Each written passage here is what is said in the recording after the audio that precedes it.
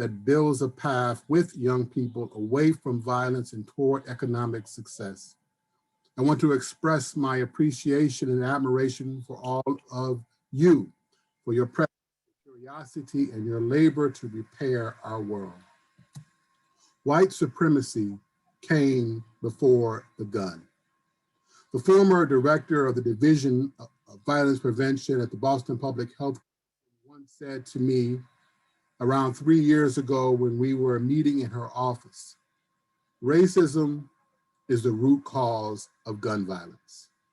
In her testimony before the Boston City Council in September, she stated, "We come to this hearing today in support of Black Lives Matter and in solidarity with the families in Boston who are suffering as a result of systemic racism designed and perpetuated by white people and maintained and enforced through structures of power and violence, including state-sanctioned violence. The gun is one of white supremacy's weapons. Tonight, we are talking how we will continue to dismantle the laws, systems, and practices that hold that weapon, the gun. Tonight, we are focusing on the system that deems youth delinquent and seeks to use positive youth development to support youth in becoming thriving adults. It is a system that cannot meet its mission without us. It is a system that only we can dismantle and diminish. It is a system that we have and can reform by our advocacy and our engagement of youth to ignite and nurture their ambition to trade violence and poverty for social and economic success. Tonight, we're going to be sponges of the words UTEC uses: family, goodness, clean slate, respectful curiosity, contagious passion, seeds of peace, trust, sustainability, mad love, so we can better join the advocacy of Citizens for Juvenile Justice. I will end my convening moment with some of W.E.B. Du Bois's reflection on congratulating young people for resuming leadership, and with Dave Chappelle's reflection on those 8 minutes and 46 seconds. I will put YouTube clips in the chat for the whole of what they had to say.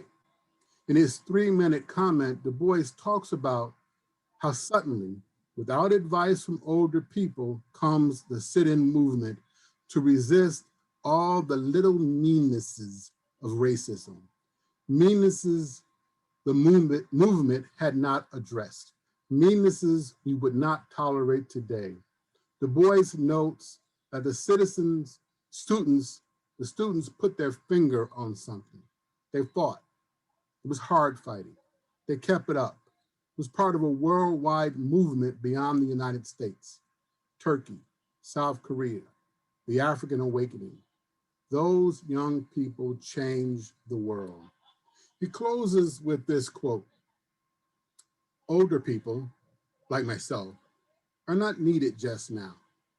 Young people don't need any advice from me. Perhaps I need some advice from them. And Dave simply declares that the kids are excellent drivers and he's ready to get in the back seat. So I'm going to climb into the back seat. I'm going to turn this car over to Ruth, who will turn it over to Angelica, the Massachusetts Coalition to Prevent Gun Violence's community organizer. Ruth. Thank you so much, Mark. For those who don't know me, my name is Ruth Saccharin, and I am honored to say that I am the Executive Director of the Massachusetts Coalition to Prevent Gun Violence. I'm also honored to say that I get to work with Mark Scott, who is one of our board members. And I really appreciate you, Mark, sharing your words, your wisdom, your experience with us this evening. Your contributions to the coalition have already been immeasurable, and we so appreciate you. So thank you. I'm so glad that all of you could join us this evening. I hope you all got a chance to enjoy the sunshine and the spring-like weather in Massachusetts. It's really a gift. It's a gift for us that all of you are choosing to spend your evening with us. We have a really fabulous evening planned for you. I'm so excited to hear from Nichelle Sadler from UTEC and Leon Smith from Citizens for Juvenile Justice, their thoughts about the intersection of juvenile justice reform and violence prevention. And then after that, we will be talking with you about our advocacy priorities for this legislative session. And we're very excited to have this discussion with all of you. Before we do all of that, there's something else very important that I need to do this evening. And first of all, I also want to acknowledge that we are being joined by Representative David Linsky. Thank you for being with us, as well as Paul DiPaolo from the Governor's Council. We also really appreciate you being here with us. 2020 has been, or was, an incredibly difficult year, and I don't need to even describe why it has been so challenging. It's also been a year of growth and development for the coalition, and for that, I am very grateful. So many milestones have been met. We now have over 100 member organizations. We're now up to 115. We were able to secure a 501c3 status, which was very exciting. We developed a new mission and vision statement with a lot of input from all of you, which has really been a great reflection of who we are and where we're going in this work. And we are also able to grow in our staff and add a really important piece to what we do in the world, which is to engage more deeply in community, to have conversations with folks most impacted by gun violence, and have that really drive and direct our work. And to that end, our dream was to add a position, a community organizer, who would really take the lead in making that dream come true. And I'm very excited to introduce to you Angelica Fonts, who has filled that role and has already brought a great deal to the coalition. And without further ado, I'm going to turn it over to Angelica so she can tell you a little bit about herself and move us along in our agenda for this evening. Angelica? Thank you, Ruth. Hello, everyone. First and foremost, it is a pleasure to be here with you all, as always. And it also is a pleasure to be a part of the coalition, as I firmly stand behind its mission and the path of the course of work that's gone thus far. Again, my name is Angelica Fonts. I am the new community organizer for the coalition. I am also a Bridgewater State University alumni with an academic background in cultural anthropology. Alongside with that, I do extend to you all, if everyone would like to, in the chat, add in their names, their organizations and or affiliation, and as well as what maybe your favorite locally owned restaurant, just so that we can share some of the gems that we've gathered thus far throughout quarantine and share with one another. And with that, I will pass it on to the lovely Jen Muroff, the chair of our Legislative Advocacy Committee. Thank you. Thank you, Angelica. It's so great to have everyone here this evening. I'm so heartened to see so many familiar faces. So welcome to our event tonight. I so hope we can be together in person very soon. So we have the distinct pleasure of welcoming our partners and colleagues in this work, Leon Smith of Citizens for Juvenile Justice and Nichelle Sadler of UTEC. So first I'd like to, offer you some background, their biographies, and then we will get started on the panel questions.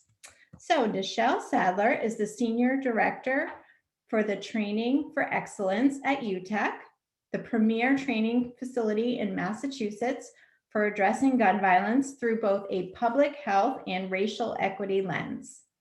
Nichelle was the Senior Program Director at UTEC in 2011 to 2013, and then in 2018, rejoined UTEC as Interim Chief Program Officer. Nichelle has also served as Chief of Staff to District Attorney-elect Rachel Rollins and Chief of Staff to Boston City Councilor Tito Jackson. Raised in Boston, she actively participated in Boston's local community centers throughout her youth. Following college, she joined the staff of Boston Community Center's Street Worker Program, where she began her career working high-risk youth at a very difficult time for the city when crime among youth was high. Prior to her work at UTEC, Nichelle was the Boston area director for Robert F. Kennedy Children's Action Corps, where she oversaw 2 community-based programs. Welcome, Nichelle. And Leon. Leon Smith is the executive director of Citizens for Juvenile Justice, a statewide organization that has advocated Systemic Reform to Achieve Equitable Youth Justice since 1994. A 1995 graduate of Ohio Wesleyan University in Delaware, Ohio, and a 1999 graduate of New England School of Law in Boston, Leon has worked as an attorney for young people since 2001. He started his career as a juvenile court public defender before starting his own law practice devoted to juvenile and criminal court advocacy in the Massachusetts Juvenile District and Superior Courts. He then moved to the Vera Institute of Justice in New York City, working on youth-oriented local and national public policy issues. Leon then started the Racial Justice Project for the Connecticut-Based Center for Children's Advocacy. This project advocated reforms to reduce unnecessary and disproportionate school exclusion, improve services for Connecticut's alternative school students to prevent dropout and provided legal representation to youth of color subjected to harsh school discipline, juvenile court delinquency matters, and unconstitutional targeting by law enforcement. He was also the lead facilitator and co-chair of Racial and Ethnic Disparities, RED committees, which addresses disparities in the juvenile justice system in 3 Connecticut cities, and an appointed member of the Connecticut Commission on Racial and Ethnic Disparities in the Criminal Justice System. In addition to his leadership of CFJJ, Leon has been active on a number of key coalitions and working groups, including the Juvenile Justice Policy and Data Board, the legislature's Emerging Adult Task Force, the Massachusetts Juvenile Justice Coalition, the Education Law Task Force, the Chapter 222 Coalition, and the statewide Connection on School Policing. So Leon and Nichelle, you have tremendous amount of experience. We're so grateful again to have you here. Thank you so much for your time. It's a privilege. So why don't we begin by asking you to just offer some words of introduction and briefly describe your program. Nichelle? Sure. And thank you for having me. I'm really honored to be here. As a presenter, I've been recently participating in your meetings and just found them really helpful to the work that we do at UTEC. So I'll talk a little bit about UTEC. As you mentioned, I currently serve as the Senior Director at the Training Center for Excellence for Gun Violence Prevention, and I'll talk a little bit about that later. But UTEC was founded in 1999 by a group of young people and community activists in response to a really high-profile gang-related incident that occurred in the city of Lowell. The program was started with a $40,000 grant, very grassroots organization. And basically, in the beginning, we did street outreach work and tried to connect with the most disengaged young people on the street. And really, we were in a church basement and, operated a drop-in center. So, we served young people as young as like 12 back then, upwards of 25, 26 years. So I think about 10 years into the organization, we went through a theory change process. And it was out of that process that we were really challenged to think about the work that we wanted to do with young people and made the decision to really focus on the young people that didn't have the opportunities that, maybe some of the younger folks had that we were working with, and some of the older folks that were maybe more engaged with school or had the supports that they needed. So today we serve young people 17 to 25 years old from Lowell, Lawrence, and Haverhill. We've expanded our reach. And our program model is intentionally designed to support young adults with proven barriers to success, primarily incarceration and significant criminal histories. And we do that through street outreach. So we operate a traditional street outreach program in all 3 cities. And more recently, over the course of maybe the past, I don't know, 5 years or so, we've been doing a lot of in-reach. So we currently do program and the Middlesex County Sheriff's Department, the Essex County Sheriff's Department, and we do some work at the state level in the Department of Corrections, mostly in Shirley. So, you know, we introduce ourselves to young people, try to build relationships with them, and really try to get them involved with the work that we do on site. You know, in Reach, we are finding more recently has been extremely helpful in that there's an opportunity there to connect with young adults while they are disconnected from their friends, oftentimes from their families, unfortunately, and just, you know, feeling vulnerable and contemplating change at that point. So we've been really using that in reach as an opportunity to do some of the direct service work, but also some of the policy work, which I'll talk about. We have an employment program. We are able to offer, you know, everyone employment that engages in our program. And I know from my experience as a street outreach worker, that's huge. You have to be able to, you know, offer young people the opportunity for something new and something real. You know, you can only talk to and build relationships with young people for so long without, you know, being able to offer them something different. So we operate social enterprises. We have a mattress recycling company. We do woodworking. We make cutting boards, which we sell in Whole Foods. We have a culinary program. We do catering and events. We have a beautiful cafe, which I invite you all to come up and see at some point post-COVID.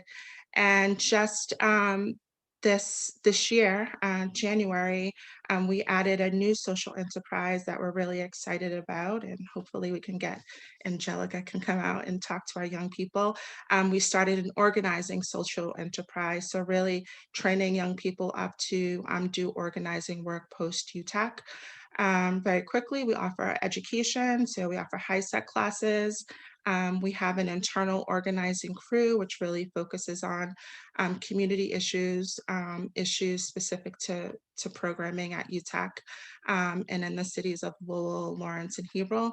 And then we also operate a statewide coalition, which is called Teens Leading the Way.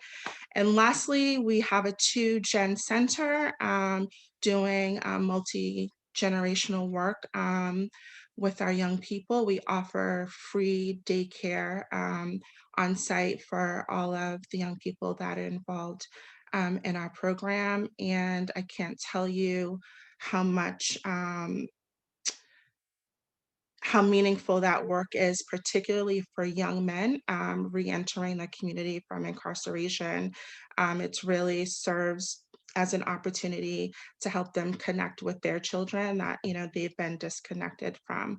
So that's us in a nutshell. And, you know, I'll talk more about some of the intricacies of the model later, and I'll just hand it over to Leon. Good evening, everyone. Thank you again so much for inviting me and Citizens for Juvenile Justice to be here with you tonight.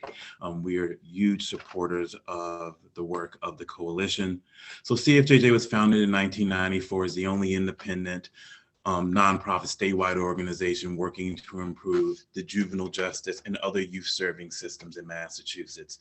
I say juvenile justice and other youth serving systems because we acknowledge that there are other connected systems like the child welfare system and like school systems that, rather than give young people the support and services they need, inevitably end up driving young people into the juvenile justice system. So we advocate both for young people who are already in the system, but also to prevent young people who should not be in the system from going down that road and entering it. Our mission is statewide systemic reform, to achieve equitable youth justice. And equity is really at the core of that. We are an anti-racist organization, and we approach our work with the idea that the system is not equitable and fair, but it needs to be fair and effective for all children. It is not enough for Massachusetts to simply trumpet, oh, we're #1 at this and #1 at that, when in reality, we understand that children who are poor and children who are of color are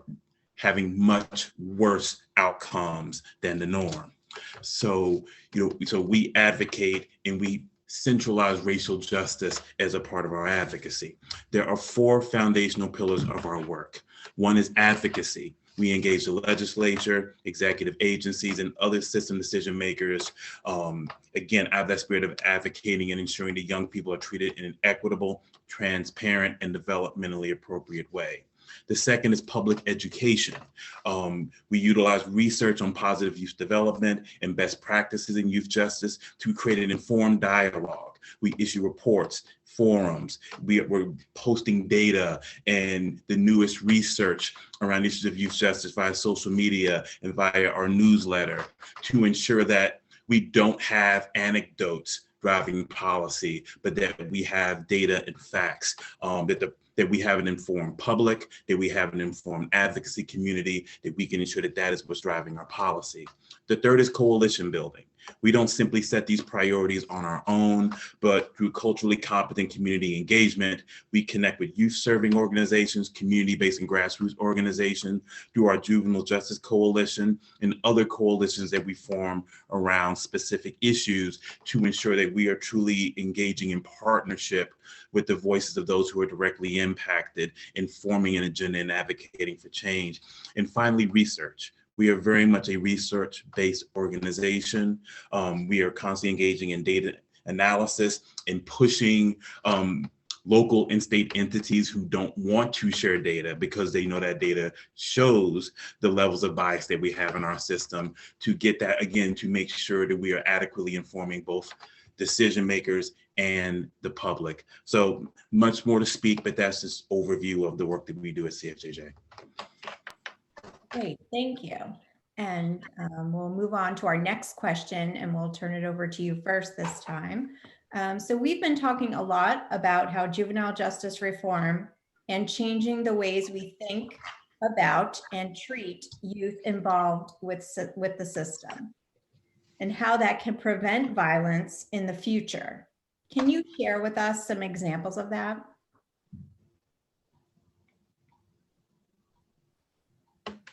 Sure. So I'll jump in, and in talking about sort of the link with juvenile justice and with gun violence, I want to first uplift what Mark Scott said, and that systemic racism drives gun violence. Systemic racism also permeates our juvenile justice system. So when we talk about reform, we have to acknowledge that in Massachusetts, despite whatever progressive reputation we may have, we have some of the worst rates of racial disparity impacting young people in the nation.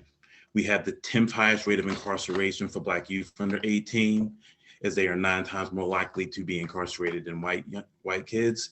And we have the worst rate of incarceration for Latinx kids, who are 6.5 times more likely to be incarcerated. But it's not just at the point of incarceration. When you look at every decision point in the system, from arrests to complaints being issued in court, all the way through commitment, Black young people are 2 to 4 times more likely than white youth to have negative outcomes at every decision point.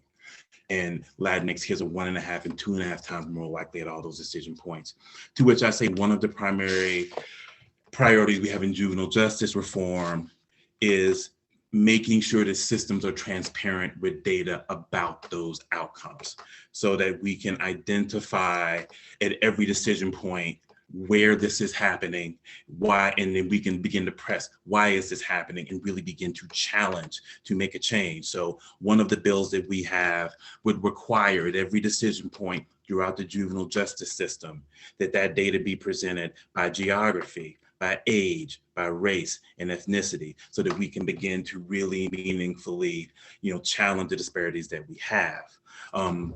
Another area in which we have been really active is policing reform. It is not just an issue that affects the community. It's an issue that has a particularly harsh impact on young people. We know that practices like stop and frisk, when young people have repeated encounters, negative encounters with law enforcement, it drives mental health issues, increasing rates of anxiety and post-traumatic stress disorder. And young people who have negative, overzealous encounters with law enforcement actually end up having increased likelihood of delinquent behavior, independent of whether they've had any prior delinquency. So when we're advocating on issues of policing reform, we're really looking at that specific impact, whether it's policing in schools or issues impacting young people in the community. We're really looking at the unique impact that overzealous and biased policing has on young people. Just a few other points. I've been involved working in juvenile justice going back to 2001, and there's this idea that if you send kids to the system, you're going to get them help and make things better.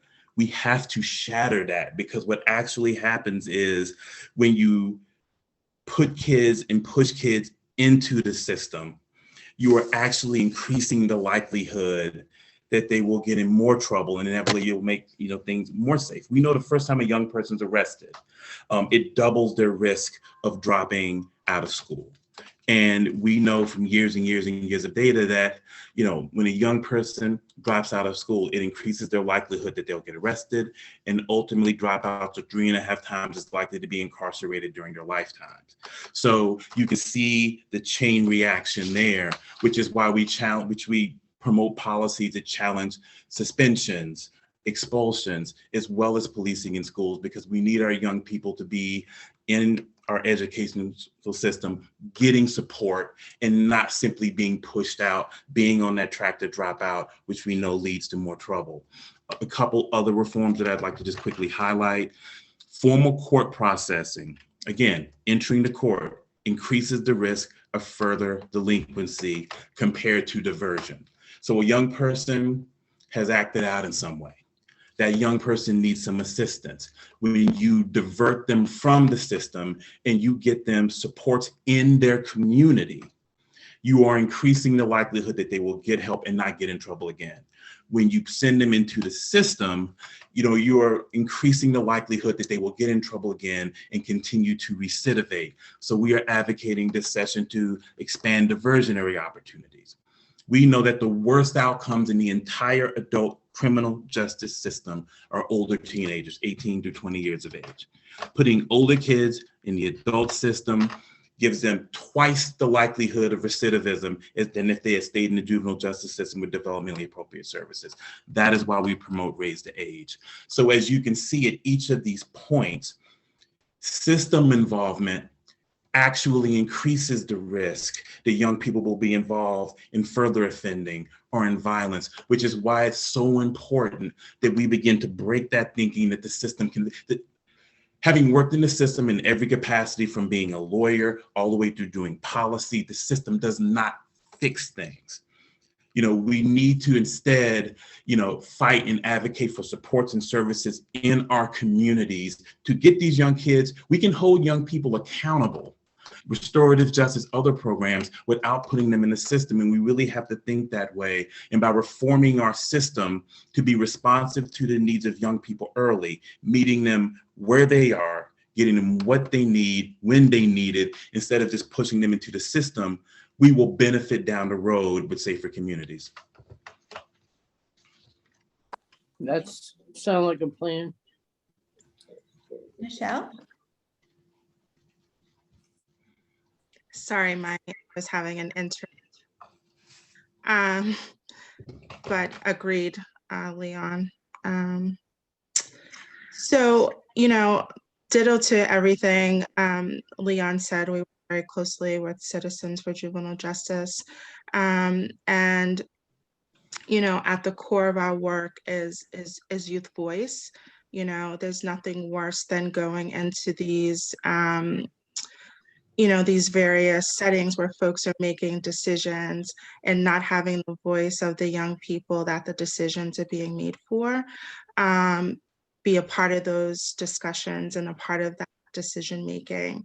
So, a part of our, I think, Mark touched upon it in the beginning, and a part of our mission is just to educate young people on issues, and this was pre-2020 for us, right? Issues around social justice, just really helping them think through the systems that have impacted their lives, and more importantly, helping them to know that, their failure isn't their failure. I think we're often so focused on fixing.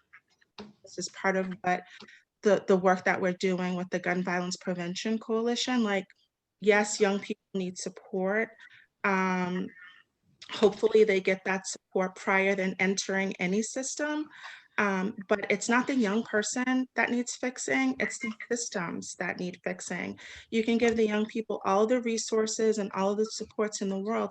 If you're putting them back in the same environments, under-resourced communities, without housing, without unemployment, with the whole deck of cards stacked against them, you can't expect anything else other than the result that you're getting. So we're working with CFJJ and others on this call on reforms such as expungement.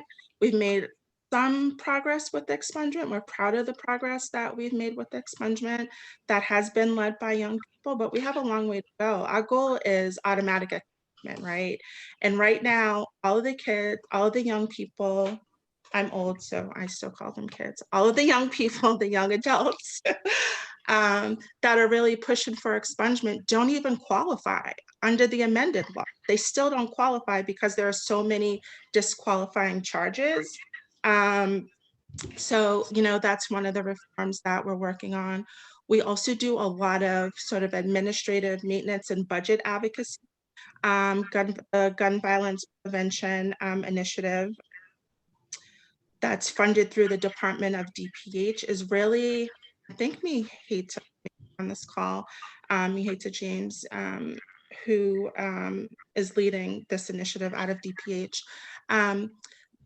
It's really the first time in my recent memory that I can recall us having the opportunity to do this work in Massachusetts through a public health lens, right? Oftentimes we get these resources, funding resources through, justice entities. And, with that, comes reporting that programs aren't necessarily excited to do, right? I mean, a lot of it is just really focused on recidivism and not focused on the whole young person and the whole family and the whole community. So the GVP funding has really allowed organizations, it's 12 organizations across 15 communities in Massachusetts. So as far out as Pittsfield with 18 degrees, I think Charnice is on the call, and as far south as New Bedford and Worcester and Boston. All of these organizations that are working with these young people are now thinking about policy reform. It's no longer good enough to say that we're serving young adults if we're not doing the upstream work to really serve young adults, right? It shouldn't be that we're doing this work when our young adults have children, right? Like their children should have different opportunities than they've had. And we really want them to be a part of that organizing and a part of this movement. A lot of what we're trying to do is to get street workers and case managers, educators, and mental health clinicians mobilized and involved in all of these reforms that I think we're all talking about. The one other thing that I just wanted to mention, I think it's important that we reframe this idea of juvenile justice, and Leon mentioned it. It's not good enough to say that we're working with young people 17 and under. The science has shown us that brain development really starts taking form at, if you're lucky, 25, right? If you haven't experienced any traumatic experiences throughout the course of your adolescence and childhood, maybe 25. So really thinking about raise the age, along with raise the age, thinking about young adult units and how important it is to separate a 19-year-old out that's incarcerated from a 35-year-old, right?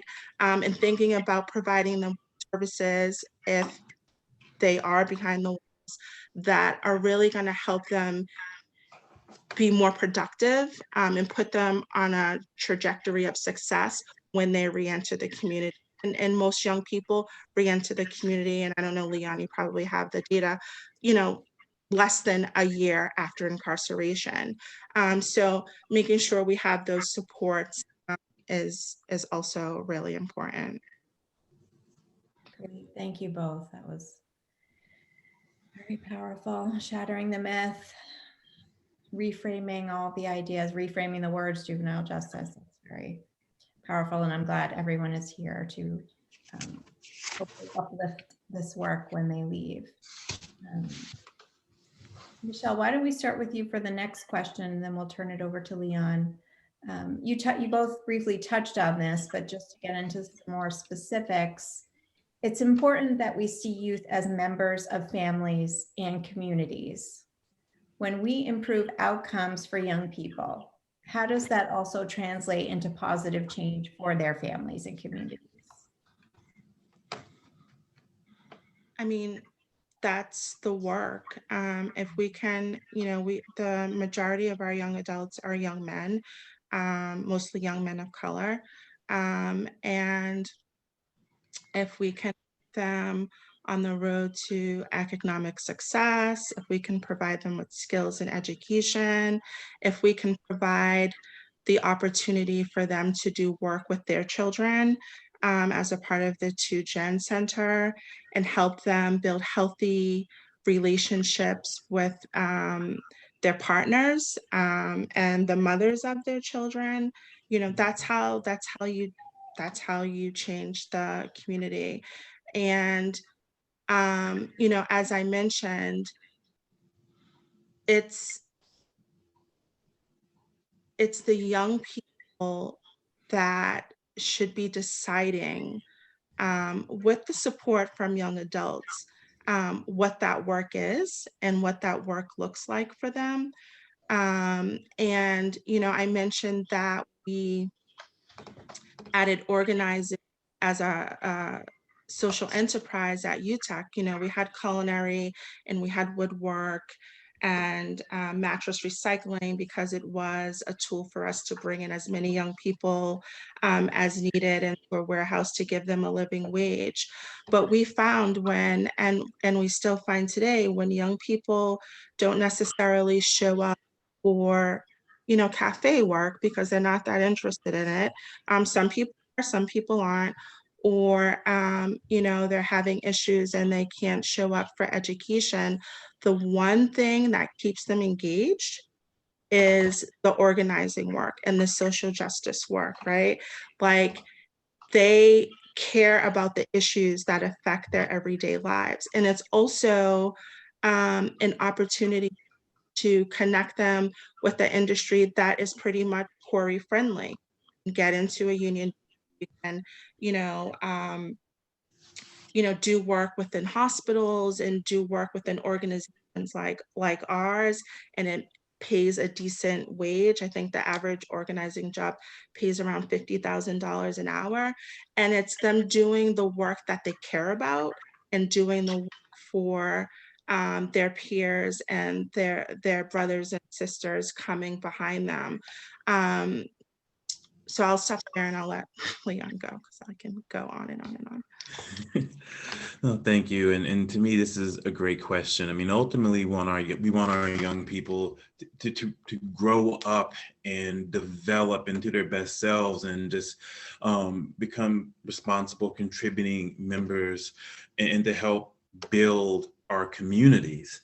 And, this is why, the work that we're talking about is so important. So when you look at young people making that transition into adulthood, there are certain milestones that young people achieve in order to gain a firm foothold into adulthood. Finishing school, getting a job, reaching financial independence, ultimately starting a family. These are things and the types of responsibility which allow someone to really truly gain that foothold. Justice involvement is so damaging because justice involved youth end up being off time or delayed in reaching these key milestones, and it inhibits their ability to reach that place of being able to contribute. So in finishing school, we see justice involved youth being overage and undercredited because they've been suspended, they've been expelled. In some cases, they've been bounced around the child welfare system, or they've been in and out of juvenile justice, so they end up being behind. They're more vulnerable to drop out. So you see them in their early 20s, instead of having that high school diploma, still trying to get a high set some cases. Nichelle mentioned expungement. The fact that we don't have good expungement inhibits that ability to get a job altogether, or to get the type of job that will enable them to reach that level of financial stability. And it ends up, you can see how, it just pushes those things further and further, and it prevents our young people from being able to have that natural arc of going from childhood through their teenage years and reaching stable adulthood. And that's why reform is so important, that we keep young people on track so they can hit these milestones or be close to them and reach that point where they can contribute. And I just want to just uplift what Nichelle said about expungement. We have to do better. And there's really no excuse for why we don't have broader expungement. Young people age out of this behavior. I mean, we've all been teenagers. We can look at, how we were as teenagers and how we were in our mid-20s and how we were in our 30s. You grow up, your brain development happens, you evolve out of it. Lack of expungement means that the mistakes of your youth stay with you throughout your life. The predictive value of a record, once you have stopped offending, there's no more predictive value after 4 years, but yet we have people in their 30s who long ago left that behavior behind that are inhibited. The analogy that I give as someone who used to play football, it's illegal to pile on in football. If someone is down, you can't just pile on. Our system piles on young people. They grow up, they evolve, they leave the behavior behind. They're out there doing the best that they can, and yet we're still piling that record from the past and inhibiting them. And it's not right, which is why one of the areas that we collaborate on and really make central in advocating for is that expungement. Thank you. If you could dream a little dream or pie in the sky here, if you could change one policy right now, what would that be and why? And we'll start with Leon this time. Wow. I'm going to cheat because it's a tie. So one would be automatic expungement. As Nichelle said, it makes no sense why we handcuff these kids, but also eradicating the presence of police in schools and taking those dollars and really investing in counselors and school psychologists and social, emotional, and behavioral supports for our young people. We invest so much money in surveillance and control of our young people as opposed to supports and services. And if our school buildings were really a place where our young people from the early ages could have their trauma addressed, could have their mental and emotional health needs that were met, then we wouldn't see some of these rates of violence and system involvement down the road. So to me, just reimagining the way we think about our schools and moving away from that punitive model into a more therapeutic one would be the other change. Yeah, Nichelle? For me, I think you know what it is. It would be automatic. I think for the young people that I have an opportunity to work with day in and day out, without that, it's going to be tough for them, right? And it just feels like it's such low-hanging fruit. Many of their charges are serious, but are not serious enough that they should carry that weight with them for the rest of their lives. I think that once young people mature and are actually exposed to new opportunities, that they should be given an opportunity to take advantage of those opportunities. You know, what a shame for us to expose young people to new opportunities. If they can't take advantage of it, which is where we find many of our young adults now, just fighting for this, fighting for their right to get those charges that were on their records off their records when they were 17 and 16 and had to fight after school, or, you know, maybe, you know, something as serious as an armed robbery, but something they wouldn't consider doing at this phase in their lives. So for me, it would expungement on the juvenile justice side. And then, you know, on the adult side, mandatory sentencing, I also think needs to be abolished. Thank you. And let's start with Nichelle this time. Why are you so passionate about this work? And I know we have a lot of community organizers on this call with us. So why are you here? What brings you to this work? What brings me to this work is my life, my lived experience. You know, I am obviously a Black woman in this country and in this state and in this city. So, you know, when I speak about gun violence, it's not some far-reaching thing. It's something that affects me every single day. You know, I've raised two boys who have to navigate. You know, one did fare better than the other. And, you know, these issues really touch me in my day-to-day life. People as a result of gun violence and as a result of incarceration on both sides of this issue. I see it as a one-sided issue. You know, victims and perpetrators are often the same people, the same families, the same communities. And I think that's something that we need to address too. And, you know, I just want to see the young people coming behind me do better.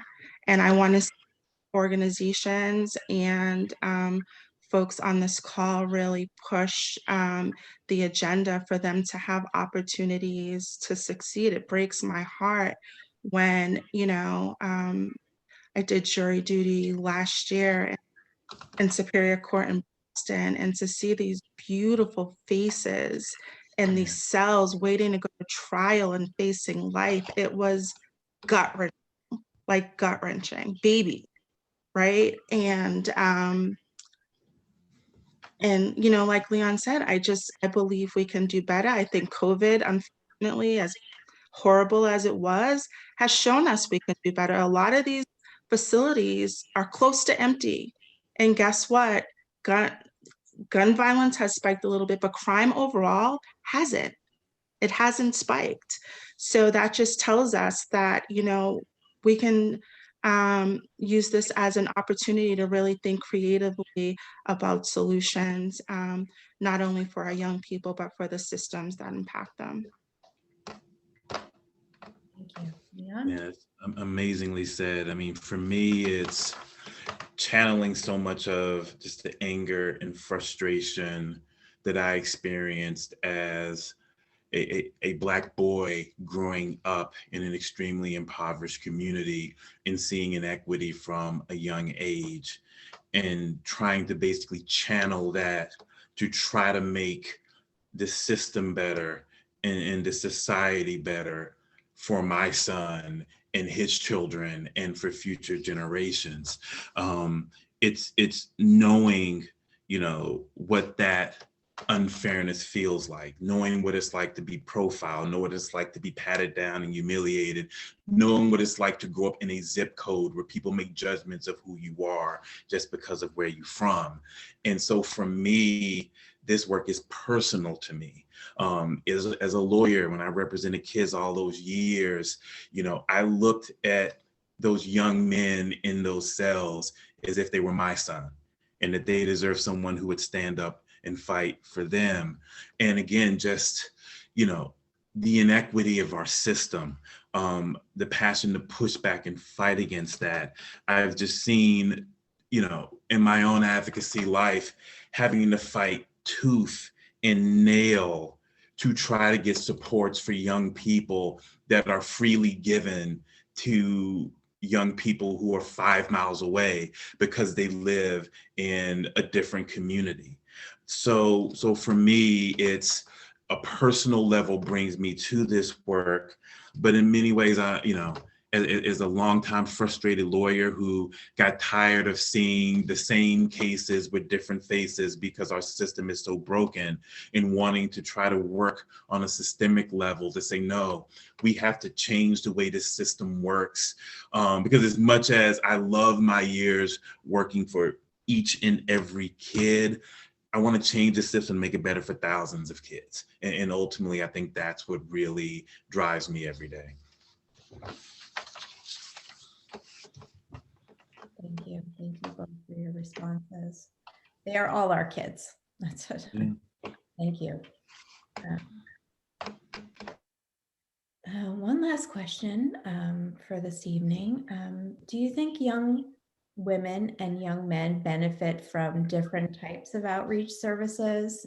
How does gender play a role? And do you see different needs when it comes to different gender populations?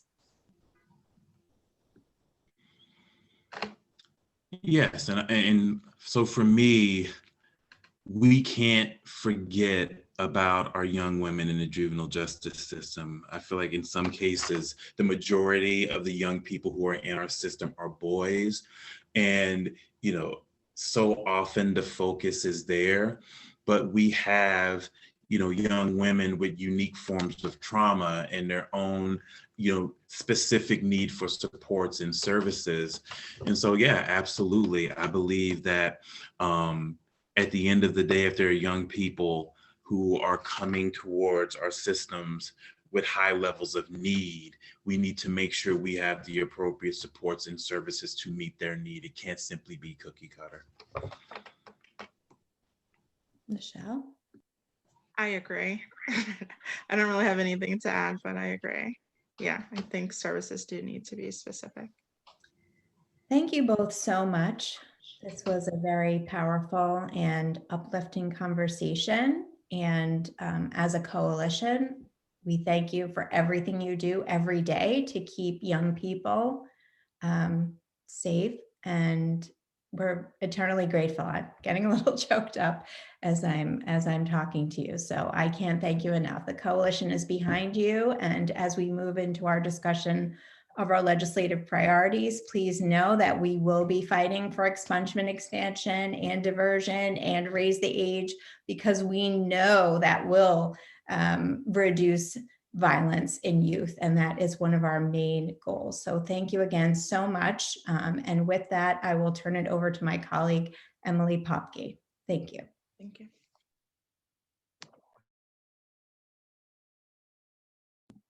Hi, everyone. Thank you so much, Jen and Leon and Nichelle. That was really incredible. For those of you who don't know me, I am the Policy and Communications Specialist at the Coalition, and I'm really excited to share our advocacy priorities with you all tonight. We have spent the last few months working really closely with our leadership team and community members to determine what our focus will be for the next 2 years. So just bear with me for a moment while I get our slides together.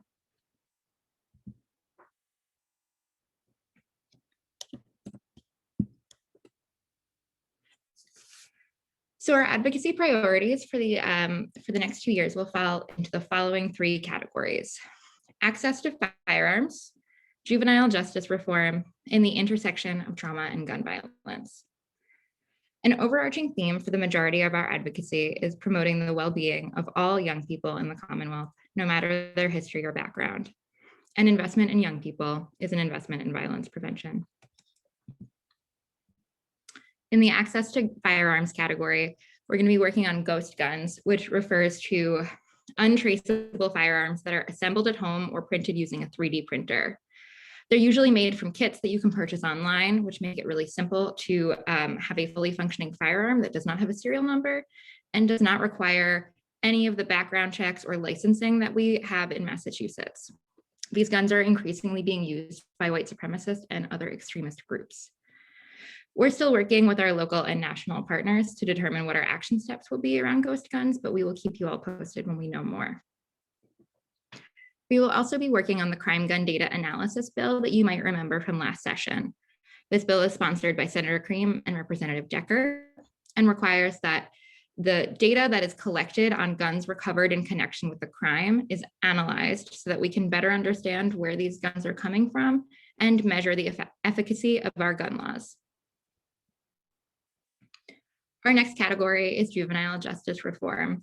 And as we just heard from Nichelle and Leon, this is such an integral part of violence prevention. We know that that involvement with the criminal justice system fuels the conditions that lead to gun violence: poverty, lack of opportunity, and trauma. Our legislative priorities in this category are focused on ensuring that fewer young people are involved with the criminal justice system and that those that are given access to the resources and support that they need to thrive.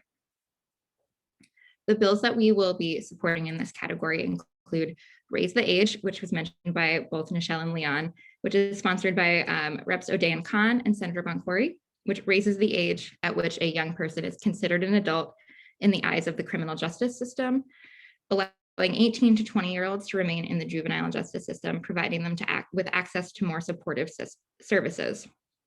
Raising the age reduces recidivism and improves outcomes for young people. We will also be working on expungement, sponsored by Representatives Khan and Decker and Senator Cream, which expands eligibility for young people to have nonviolent juvenile offenses on their record cleared, removing barriers to housing, employment, and education, which ultimately improves outcomes for these young people. One study in Michigan has found that 96% of individuals who had their records expunged had not been convicted of any other crime in the following 5 years. The final bill in this category is juvenile diversion, sponsored by Rep. Fleeker Oakley and Senator Cream. This bill diverts young people away from incarceration and into supportive services instead, keeping a greater number of young people out of the juvenile justice system. Our final category is the intersection of trauma and gun violence. So we will be supporting the bill called an Act to Create Alternatives for Community Emergency Services, which is also known as the ACEs bill, sponsored by Rep. Sabadosa.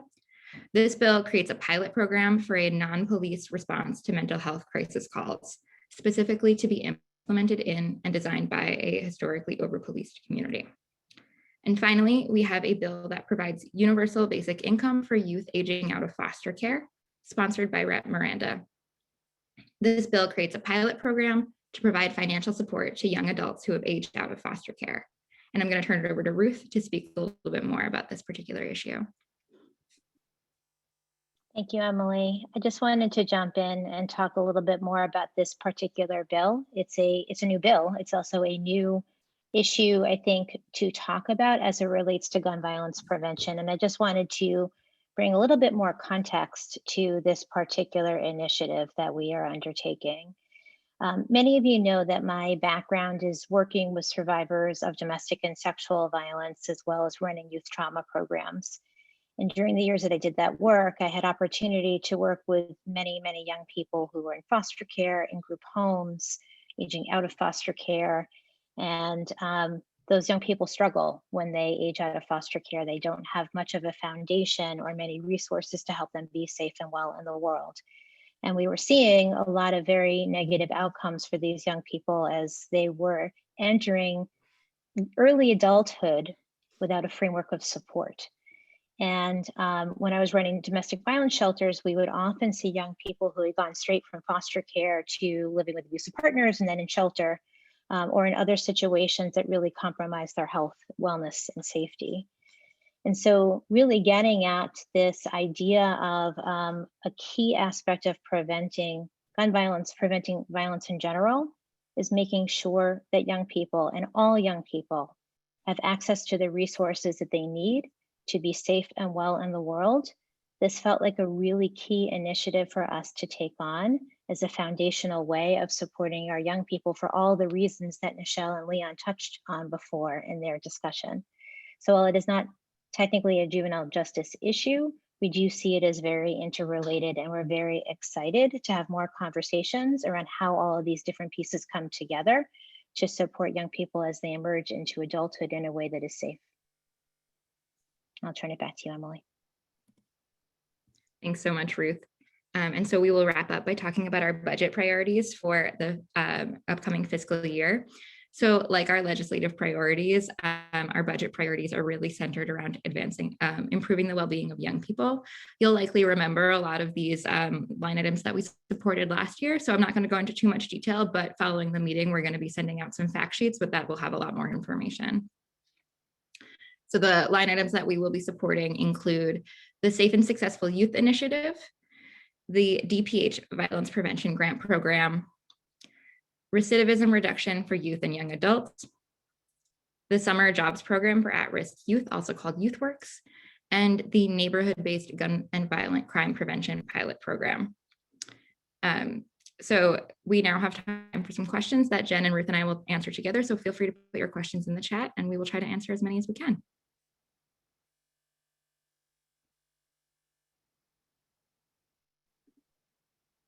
So we'll just give folks a moment to enter any questions that they have. We would love for this to be a conversation, so really encourage folks to share thoughts or questions with us.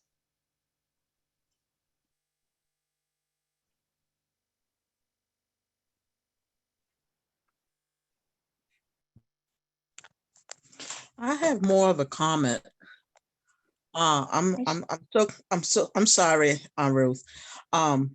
I'm so glad that I got to make it to this meeting because this has been one of my interests.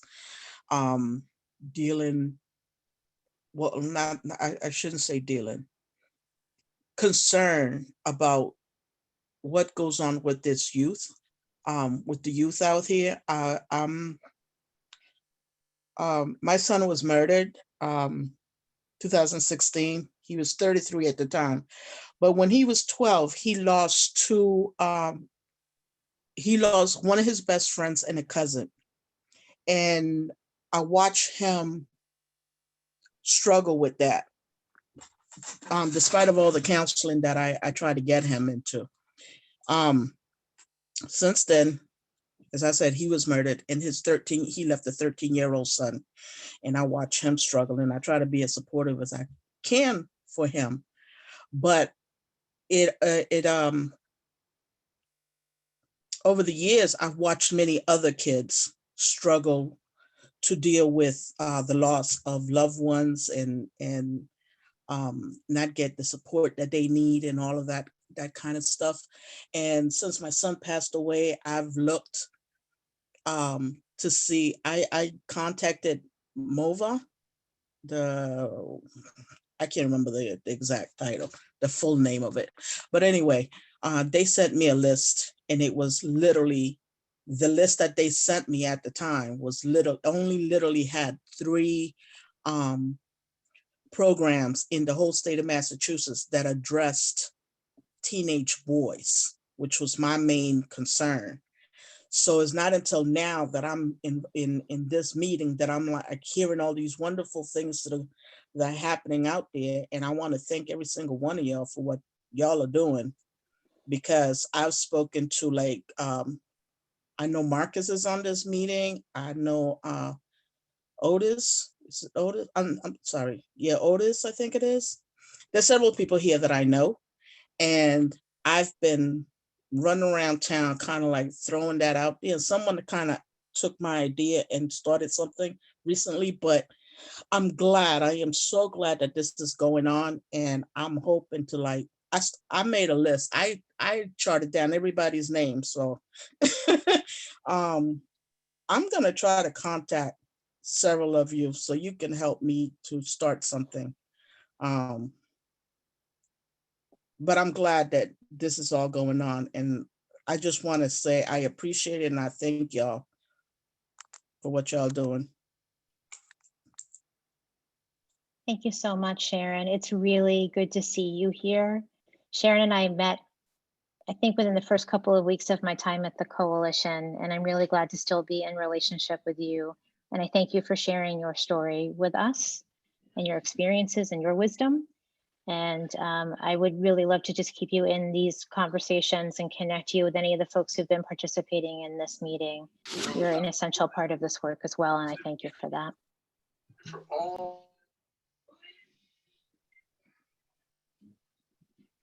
And it looks like we do have another question about the most effective way we as individuals can have an impact on these issues.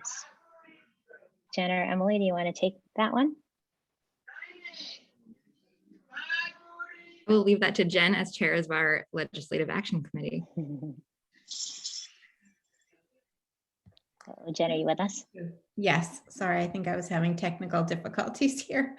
Sorry about that. Thank you so much. Absolutely. So we will be formulating an advocacy plan, but we really want all of our membership and our member organizations to get on board with us and share all the knowledge you've learned tonight and how we will advocate at the State House for all these juvenile justice reforms. And we want to shatter those myths and we want to get this done. We want to help the young people. So please stay tuned for our advocacy plans. All the bills that we've discussed tonight we'll be working on, and we definitely need your help to be in contact with your legislators. So as soon as we outline our plan, we're happy to share that with you. If you call me, I'll call you. If I can just ask folks, oh, great, thank you. Thank you, Jen. And I don't see any other questions in the chat at this point. So it is 8:10. We were planning to try to tie things up the next few minutes anyway. So why don't we end for this evening? If folks do think of any more questions, please do contact us. We're really happy to keep this conversation going. Before we all leave for this evening, I just want to express my sincere gratitude to Nichelle and Leon for their work, for all that they do, for what they brought to all of us this evening. I think we all learned a great deal, and I am left feeling incredibly inspired. I want to thank Mark for starting us with that wonderful convening at the beginning of the program, Jen, our Legislative Action Chair, and our amazing staff, Angelica and Emily, for all that you do to make this event happen, but all that you do to make the coalition happen every day. And lastly, just to thank all of you. You know, one of the things that I took from our conversation from Leon and Nichelle is this idea of how the system really piles on to young people.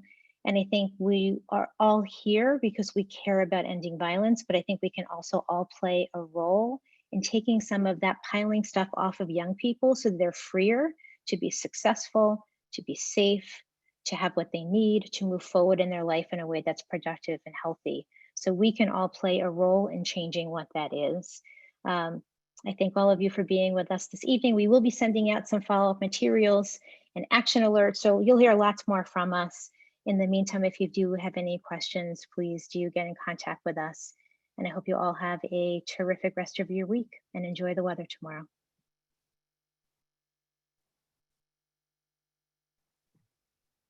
Thanks, Ruth. Have a good one. Thanks you so much, Nichelle.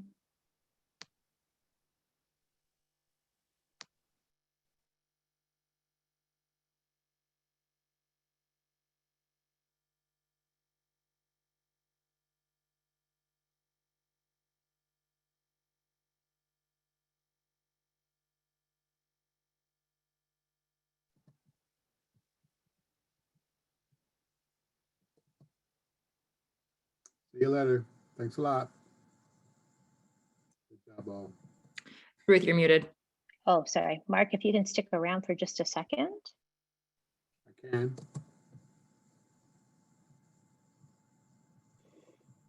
Says I'm not muted. Oh, I can hear you. Thanks, everyone.